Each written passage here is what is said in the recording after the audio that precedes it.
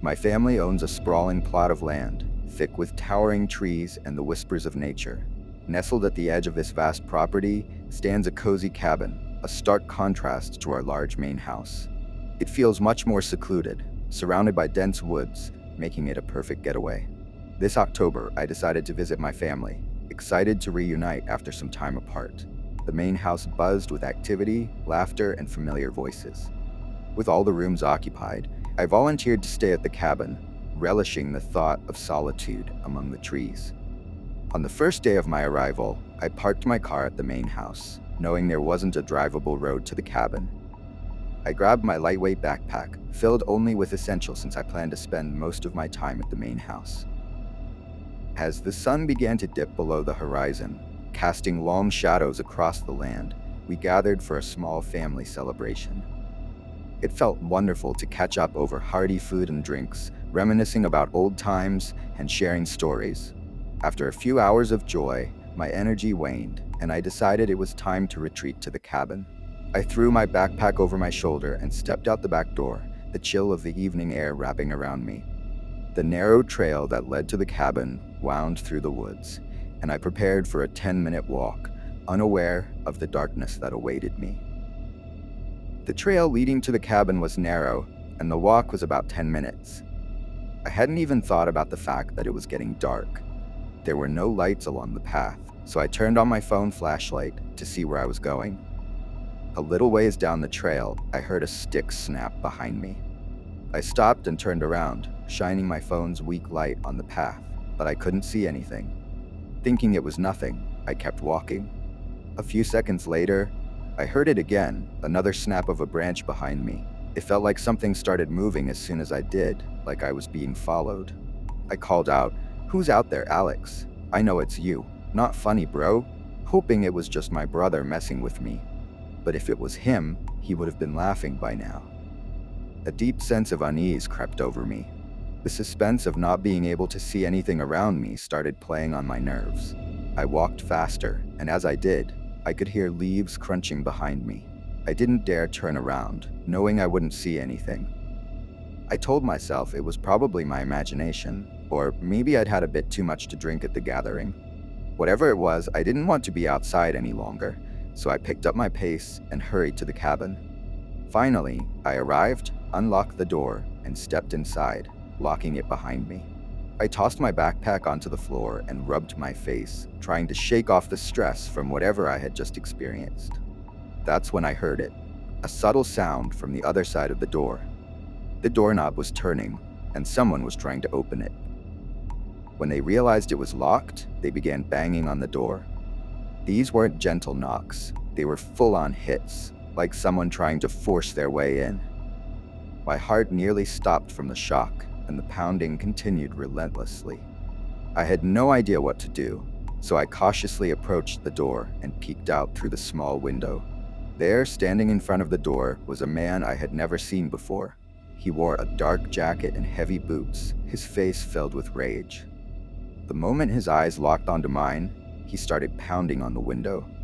Panic surged through me, and just when I thought things couldn't get worse, a voice yelled from the woods. The man froze for a split second, then sprinted in the opposite direction, disappearing into the trees. About 30 seconds later, I saw my brother Alex running up to the cabin. He had spotted the man approaching me from a distance as I was walking to the cabin. After checking with my parents to see if anyone knew him, Alex rushed over to help. To this day, we've never seen that man again. We have no idea who he was, what he was doing out in the woods on our property, or why he was stalking me that night. The memory still sends chills down my spine, and I can't shake the fear of what might have happened if my brother hadn't arrived when he did. Story 2. It was the beginning of fall, my favorite time of year. The weather was perfect, cool and breezy, just how I liked it. Early October had rolled in, and I decided to get into the Halloween spirit by buying decorations. I picked some up before heading to work, excited to set them up later that day.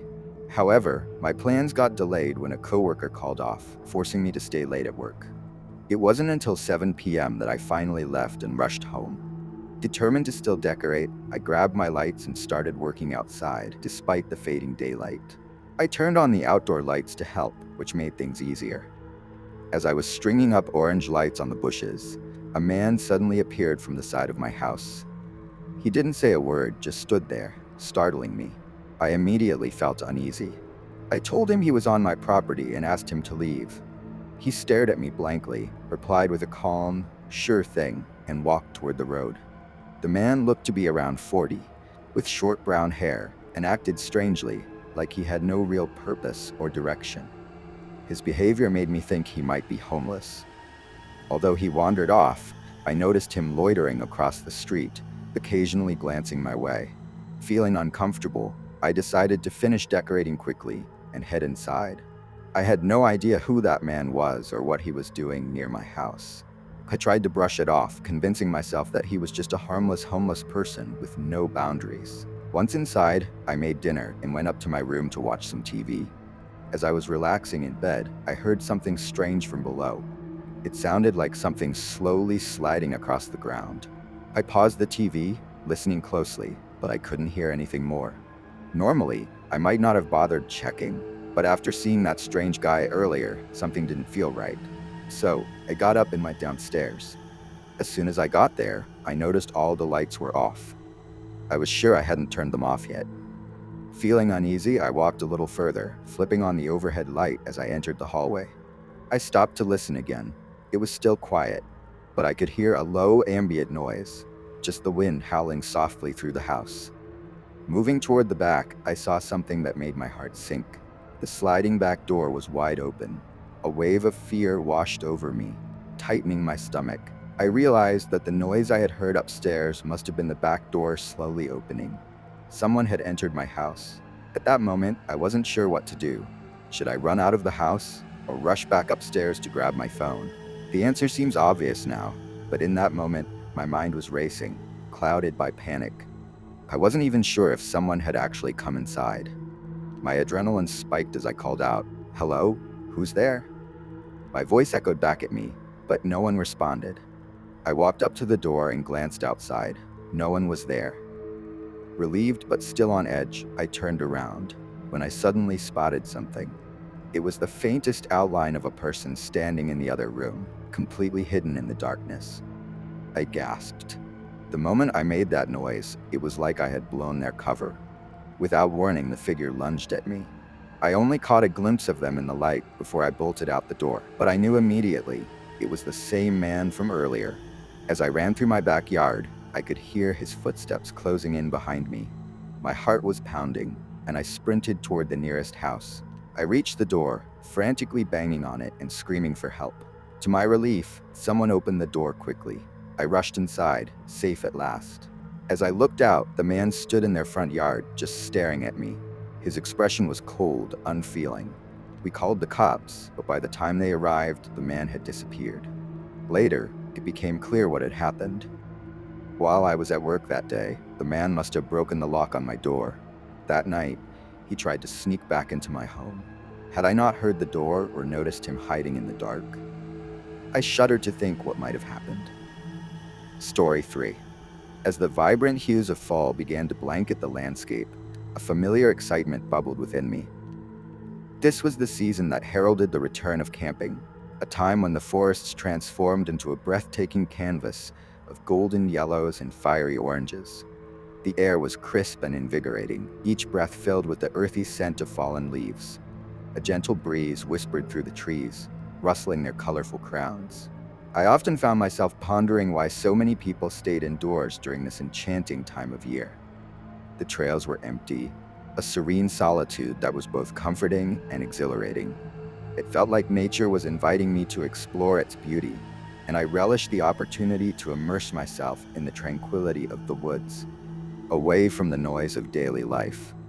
This year, I chose a familiar trail leading to a campsite that was usually deserted.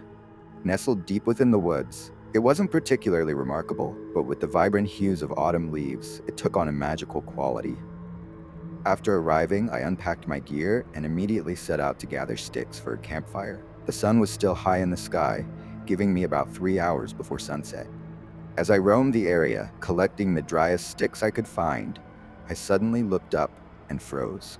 A man stood among the trees, roughly 30 feet away, simply watching me with a chilling, vacant stare. He was tall, dressed in a flannel coat and jeans.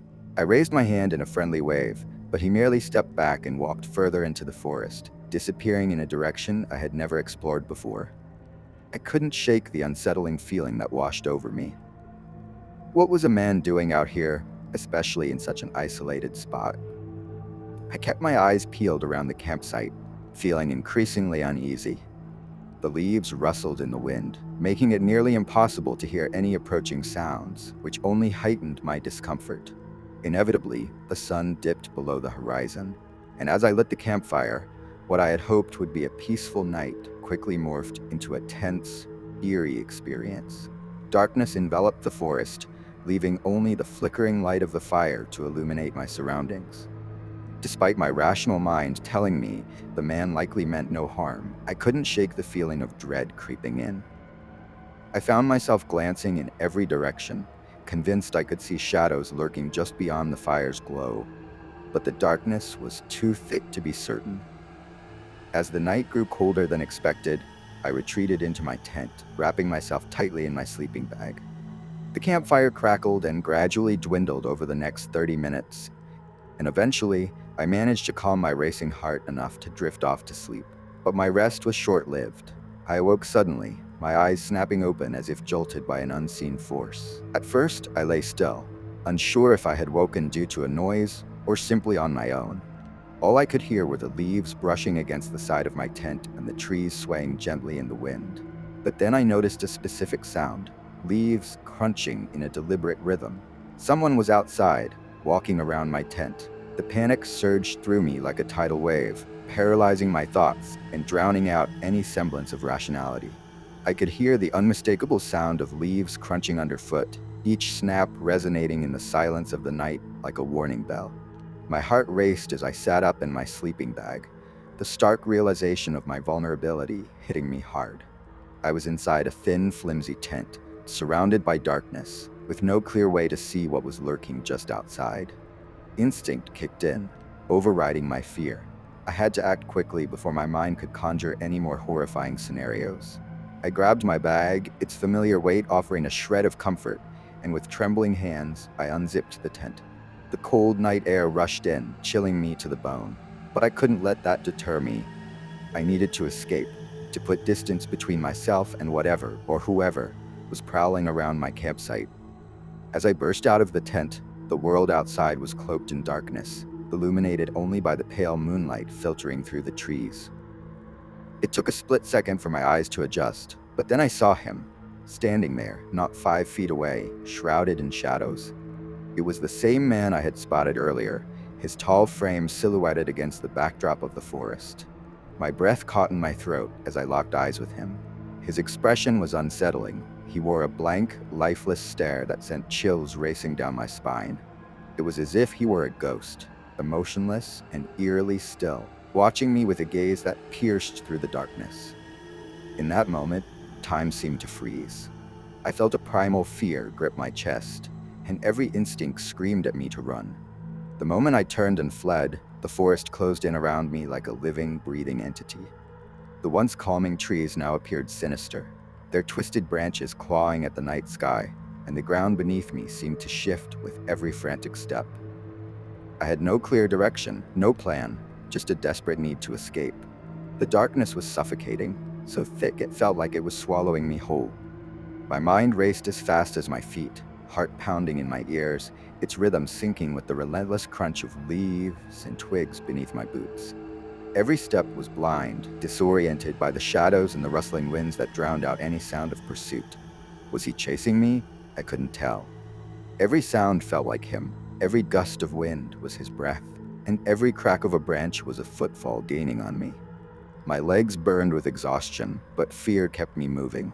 Adrenaline the only thing keeping me upright in the pitch-black chaos. The trail that had once felt so familiar now seemed alien, distorted by the fear coursing through my veins.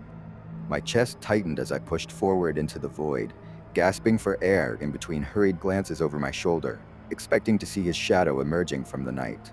The forest became a maze, each tree a towering sentinel, and with every turn, I was more convinced I was running in circles.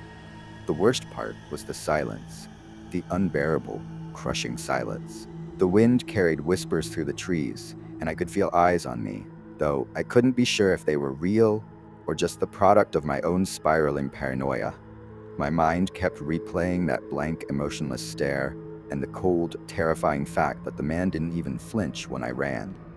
Like he knew something I didn't. Just when my lungs felt like they couldn't take another breath, and the forest seemed endless, my foot struck something familiar, an uneven patch of ground, the slight dip in the trail that I had noticed earlier in the day.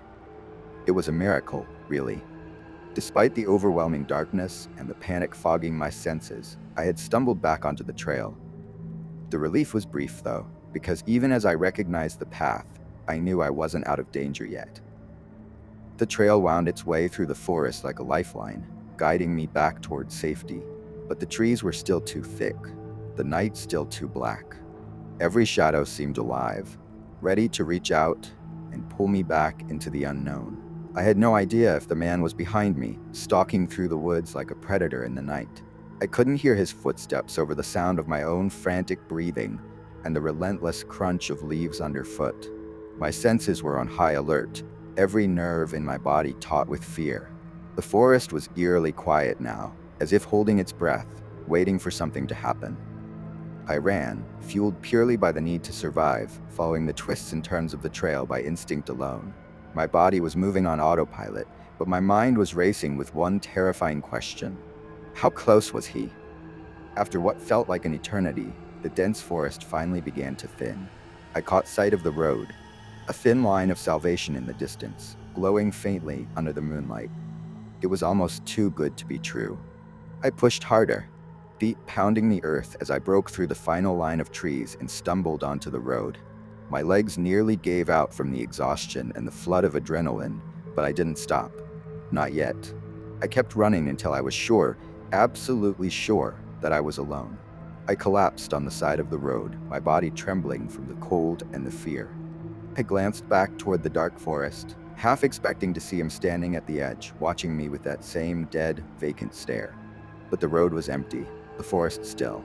I had escaped, but just barely. The morning after, I found myself sitting in my car, engine idling, staring blankly at the road ahead.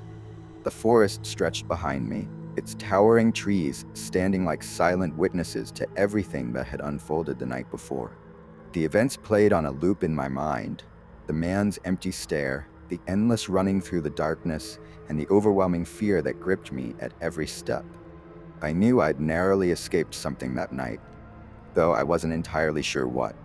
For a long time, I questioned myself. Had I overreacted? Maybe he was just another camper, minding his own business. But deep down, my gut told me otherwise. Something about him wasn't right. That stare, his stillness, the way he watched me without a word or gesture. It was like he wasn't even fully human, just a hollow shell moving through the forest with unknown intent. It felt like he was waiting for the right moment, and if I hadn't run, I might never have made it out of those woods. There was an eerie, primal instinct that had taken over during those moments. My mind tried to rationalize it, but every time I thought about returning to that campsite, my entire body recoiled in dread. The forest, once a place of peace and solace, now felt hostile, like it had been hiding a darker truth all along. It was no longer a sanctuary for me. I left my gear behind, never once considering going back for it. No tent, no supplies, no trace that I had ever camped there. The thought of stepping foot in those woods again was out of the question. Maybe it was paranoia, or maybe it was survival instinct. Either way, I wasn't going to find out. In the end, I learned something invaluable. Nature, though beautiful, has a darker side, a side that can turn from peaceful to menacing in an instant.